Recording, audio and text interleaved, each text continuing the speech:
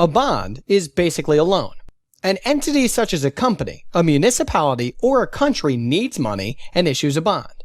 That entity is obviously called the bond issuer, and the amount of money it receives is called the principal. It receives that money from another entity, intuitively called the bond holder. Maybe a person, perhaps a company, or why not a country? Of course, the bond holder doesn't just want the principal back from the bond issuer. He also expects interest on top of that, also called the coupon.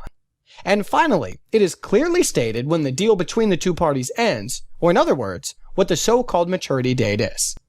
However, unlike with loans that you make to friends, for example, bonds are financial instruments that can be bought and sold on the open market. Let's assume Max made a $15,000 loan to his friend Jack. If Max ends up needing cash quickly for an emergency, he can of course ask Jack to pay him back sooner. But if Jack cannot do that or refuses, Max won't have many options left, especially short-term ones.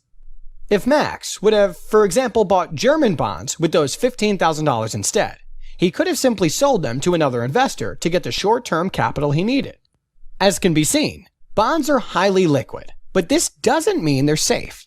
If the bond issuer goes bankrupt or something very bad happens, you can lose everything